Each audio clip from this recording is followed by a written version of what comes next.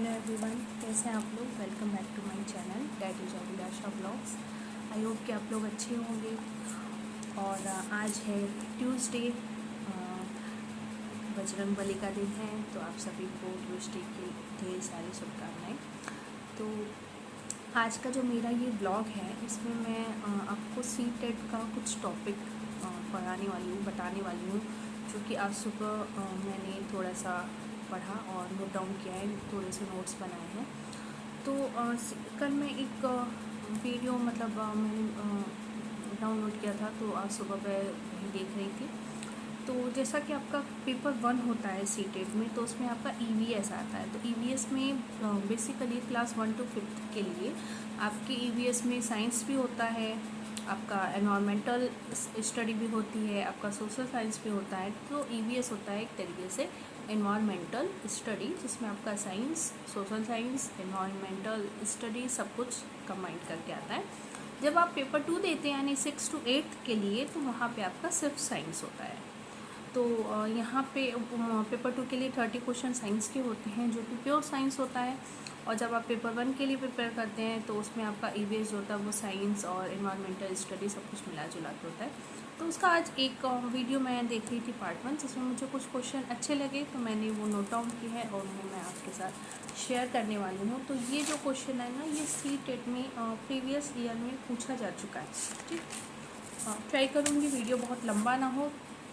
और अगर आपको ये वीडियो अच्छा लगेगा तो वीडियो को लाइक करिएगा और चैनल को सब्सक्राइब करना बिल्कुल भी मत भूलिएगा, और शेयर भी करिएगा, जिससे आपको जो भी इस टाइप की मेरे वीडियोस आगे आने वाले हैं उसकी नोटिफिकेशन आपको मिलती रहे। तो चैनल को सब्सक्राइब करना बिल्कुल भी मत भूलिएगा। तो देखिए, एक जो मैंने इसे पढ़ा वो ये सब लास्ट ईयर के पूछे हुए सी-टेट के क्वेश्चन है, रिपीटेड क्वेश्चन है, तो इम्पॉर्टेंट ही आप मान सकते हैं। तो जैसे फर्स्ट क्वेश्चन इसमें है कि एक क्वेश्चन था कि पक्षियों की प्रजाति में वो कौन सा पक्षी होता है जिसमें जो नर पक्षी होता है यानी मेल बर्ड जो होता है वो सुंदर सुंदर घोंसले नेस्ट बनाता है, और जो फीमेल बर्ड होती है यानी मादा पक्षी, वो उसमें से चुनकर किसी एक घोंसले को चुनती है और उसमें रहती है, जैसे कि स्वयंवर में होता है। तो इसमें क्या है बेसिकली कि मेल जो बर्ड है वो कई घोंसले बनाता है, फीमेल बर्ड जो है उनमें से कुछ सेलेक्ट करती है और उसे जो अच्छा लगता है वो उसमें अपने अंडे जाके देती है और रखती है। तो इसका आंसर है वीवर बर्ड, वीवर पक्षी। तो कोयल का ऐसा होता है कि कोयल जो होती है ना, वो कौवे के घोंसले में जाकर अंडे देती है। ऑप्शन इसमें था कोयल, वीवर, बसंत गौरी और शक्कर खोरा। तो बसंत गौरी जो होती है वो पेड़ के तने में अपना घोंसला बनाती है। शक्कर खोरा जो होता है वो पेड़ पे ही लटकता हुआ घोंसला बनाता है। कोयल जो होती है वो कौवे के घोंसले में जाके अंडे देती है। तो कोयल तो कौवे के में देती है, तो या मेल फीमेल हट गया। बसंत गौरी, शक्कर खोरा ये लोग भी बनाते हैं, पर इसमें फीमेल खुद बनाती है। ठीक है। वीवर पक्षी जो होता है इसमें ऐसा होता है कि मेल जो है वो बनाता है घोंसला, और फीमेल वहाँ जाके जो उसे घोंसले कई सालों में अच्छी लगती है वहाँ वो अपने अंडे देती है। तो ये एक क्वेश्चन था। दूसरा क्वेश्चन एक था कि अरब सागर के किनारे कौन कौन से राज्य है। कई ऑप्शन दिए थे, उसमें से 3 स्टेट पूछा था, उसमें आपको सही ऑप्शन बताना था। तो अरब सागर और बंगाल की खाड़ी, ये 2 क्वेश्चन अक्सर पूछते हैं। अरब सागर आपका इस साइड में है और बंगाल की खाड़ी इस साइड में है। ठीक है। नीचे जो लोएस्ट एरिया है इंडिया का हमारे साउथ साइड का, उसके एक साइड में अरब सागर, एक साइड में बंगाल की खाड़ी है। तो उसमें पूछा था कि अरब सागर के किनारे के कौन से राज्य, 3 पूछा था। तो 5 राज्य है जिसमें से 3 पूछा था। तो जो राज्य हैं वो है नीचे से केरल, कर्नाटक, महाराष्ट्र, गोवा और गुजरात, यानी सारे आपके ये साउथ और वेस्ट के, साउथ वेस्ट का ये जो एरिया इधर, केरल, कर्नाटक, गोवा, महाराष्ट्र, गुजरात। ठीक है। ग्रीन हाउस गैस नहीं है, तो इसमें आपको कई ऑप्शन दिए थे। मीथेन था, कार्बन डाइऑक्साइड था, कार्बन मोनोऑक्साइड था और SO2। तो देखिए, methane, carbon dioxide, carbon monoxide और CFC क्लोरोफ्लोरोकार्बन, जो कि फ्रिज और AC में पाया जाता है, ये चारों गैस होती है ग्रीन हाउस में। SO2 सल्फर डाइऑक्साइड जो होता है ये ग्रीन हाउस गैस नहीं है। तो उसका ऑप्शन था SO2 ग्रीन हाउस गैस नहीं है। मीथेन है, CO2 है, कार्बन मोनोऑक्साइड है और क्लोरोफ्लोरोकार्बन है, जिसमें CO2 सबसे इम्पॉर्टेंट, सबसे खतरनाक ग्रीन हाउस गैस है। ग्रीन हाउस गैस की वजह से ग्लोबल वार्मिंग होती है। उसके बाद था कि qualitative assessment of EVS is done by. तो जो क्वालिटेटिव असेसमेंट होता है EVS का, वो कैसे होता है? तो कई सारे ऑप्शन थे, तो उसका आंसर ये था विश्वसनीय आकलन युक्तियों द्वारा, अथेंटिक असेसमेंट टूल्स। यानी जब भी होता है ना असेसमेंट टूल्स, तो उसमें कई सारी, उसमें क्या था, ऑप्शन में एक एक चीज़ें दी थी 3 ऑप्शन में, और चौथे में क्या था, अथेंटिक असेसमेंट टूल्स। तो इसमें यानी कई सारी युक्ति आ जाती है। तो जहाँ भी ग्रुप में दिया हो कि ऐसी युक्ति यानी जिसमें कई सारी चीज़ें आ सकती, तो ज़्यादातर हमारा आंसर वही होता है। फिर एक है कि वह जंतु कौन सा है जो अपने कानों को अलग अलग दिशाओं में बहुत अधिक घुमा लेता है और बाहर की ध्वनि को इकट्ठा कर लेता है। तो उसका आंसर था टाइगर यानी बाघ।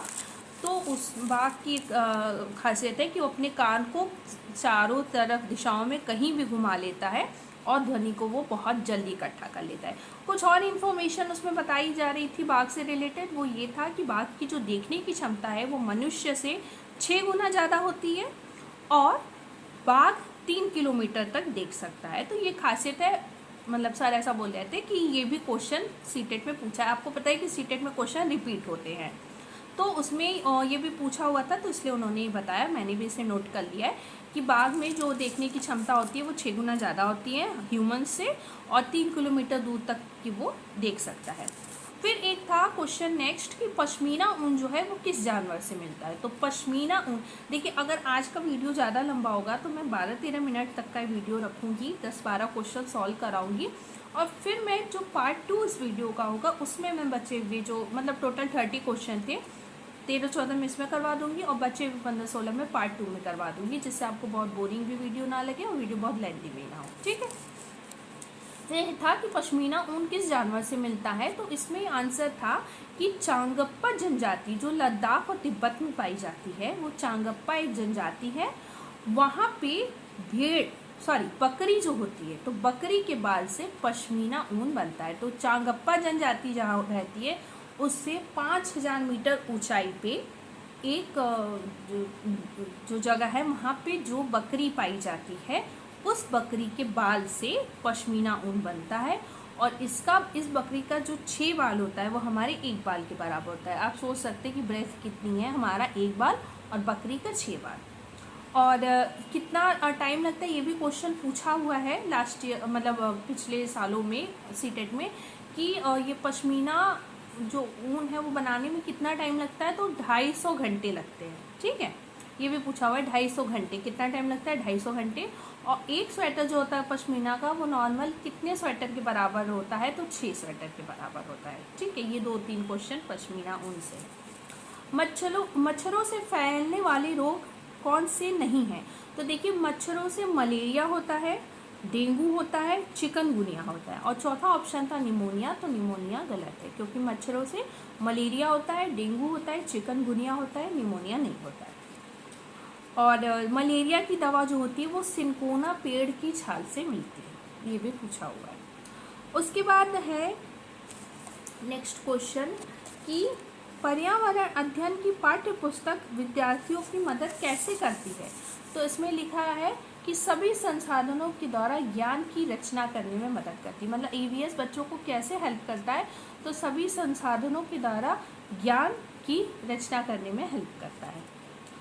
फिर था कि मगरमच्छ मुख्य रूप से किस लिए मारे जाते हैं। तो ऑप्शन था आपका त्वचा यानी स्किन के लिए, सींगों के लिए, दांतों के लिए, खुशबू के लिए। तो मगरमच्छ जो होते हैं वो त्वचा यानी स्किन के लिए मारे जाते हैं, और सींग के लिए मारे जाते हैं एक सींग वाले गैंडा, दांतों के लिए मारे जाते हैं हाथी, और खुशबू यानी सेंट के लिए कस्तूरी मृगों को मारा जाता है। ठीक है, तो मगरमच्छ ये आपके स्किन के लिए मारे जाते हैं, एक सींग वाले गैंडा सींग के लिए मारे जाते हैं, दांतों के लिए हाथी मारे जाते हैं, और खुशबू के लिए कस्तूरी मृग को मारा जाता है। फिर यह है कि जल थीम से संबंधित सामाजिक सांस्कृतिक मुद्दों को प्रभावी ढंग से सीखा जा सकता है। तो देखिए ये EVS में 6 थीम होती है। एक है फैमिली एंड फ्रेंड्स, दूसरी है वाटर, तीसरी है ट्रैवल, चौथी है फूड, 5वीं है शेल्टर, और 6वीं है things we make and do. तो ये 6 थीम है। इसमें जो वाटर यानी जल थीम है तो उसमें कि संबंधित सामाजिक सांस्कृतिक मुद्दों को कैसे प्रभावी ढंग से किया जाता है। तो यहाँ ऑप्शन देखिए दिया हुआ है, रोल प्ले के द्वारा, फील्ड ट्रिप के द्वारा और रियल डायलॉग एमंग स्टूडेंट्स, बच्चों के आपस में अच्छे से बातचीत करके। उसके बाद है कि बछेंद्री पाल को पर्वतारोहण के अनुभव को बछेंद्री पाल के क्यों अपनाया गया है। थीम ट्रैवल में बछेंद्री पाल के पर्वतारोहण के अनुभव को क्यों अपनाया गया है। तो इसका देखिए आंसर था, कई सारे ऑप्शन थे उसमें चारों ऑप्शन सही थे। तो पहला ऑप्शन था कि टू चैलेंज जेंडर स्टीरियोटाइप, मतलब जो जेंडर लिंग भेद होता है उसको चैलेंज करने के लिए बछेंद्री पाल की जो भी सक्सेस है उसको बुक में रखा गया है। पर्वतों पर पहुंचने की चुनौती का सामना करने में क्या क्या चीज़ें आती हैं उसको बताने के लिए, टीम वर्क की व्याख्या करने के लिए और अनुकरणीय आदर्श को प्रस्तुत करने के लिए। तो चारों ऑप्शन सही था। तो बछेंद्री पाल जो है वो इंडिया की फर्स्ट वुमेन थी जिन्होंने माउंट एवरेस्ट पे अपने कदम रखे थे और वर्ल्ड की 6th थी जो माउंट एवरेस्ट पे पहुंची थी। और ये हैं उत्तराखंड के गढ़वाल की, और इन्होंने ट्रेनिंग ली है नेहरू इंस्टीट्यूट ऑफ माउंटेनियरिंग से, ठीक है। और फिर है कि रेगिस्तानी ओक यानी डिजर्ट ओक जो होता है उसके बारे में बताया गया है कि इसकी क्या विशेषता होती है। तो कई सारे ऑप्शन थे उसमें कोई एक गलत था। तो क्या ऑप्शन था, पहला कि 10 से 12 फीट होता है, कक्षा की कमरे की ऊंचाई तक होता है, ये सही था। ऑस्ट्रेलिया में पाया जाता है, वृक्ष के तने में जल एकत्र होता है और वृक्ष की जड़ें ऊंचाई की उसकी 30 गुनी गहराई तक जाती हैं। तो देखिए इसमें 5 ऑप्शन थे तो एक गलत था, वो ये था कि उसमें दिया था कि जो ये रेगिस्तानी ओक है, डिजर्ट ओक, ये रेगिस्तान में पाया जाता है, ये ऑप्शन गलत था। ये ऑस्ट्रेलिया में पाया जाता है और ये 10 से 12 फीट ऊंचा होता है, लगभग एक कमरे जितना, और इसके वृक्ष के तने में जल इकट्ठा होता है, जब ज़रूरत पड़ती है तो उस पानी को पाइप से निकाला जाता है, ये भी सही ऑप्शन था। वृक्ष की जो जड़ें हैं वो जो उसकी ऊंचाई है उससे लगभग 30 गुना नीचे जाती हैं, ठीक है, तब तक जाती हैं जब तक कि उसको जल नहीं मिल जाता है उसकी जड़ों को, ये भी सही ऑप्शन था। और वृक्ष की बहुत सी शाखाएं नहीं होती हैं, तो इसकी बहुत सी शाखा नहीं होती है। तो 5 ऑप्शन में से एक ऑप्शन गलत था कि ये रेगिस्तान में पाया जाता है, नहीं, ये रेगिस्तानी ओक जो है, डेजर्ट ओक, ये ऑस्ट्रेलिया में पाया जाता है। तो 12.5 मिनट का ये एक वीडियो हो गया है। इस वीडियो को आज मैं ख़त्म कर रही हूँ। बचे हुए जो मेरे 14-15 क्वेश्चन है उसको मैं पार्ट 2 बनाने जा रही हूँ, जिसको मैं आपको नेक्स्ट व्लॉग में आपको वो वीडियो देखने को मिलेगा। तो अगर आपको ये वीडियो अच्छा लगा होगा तो चैनल को सब्सक्राइब करिएगा, वीडियो को लाइक करिएगा और नेक्स्ट पार्ट को ज़रूर देखिएगा इसके आगे के क्वेश्चन को देखने के लिए। Bye bye.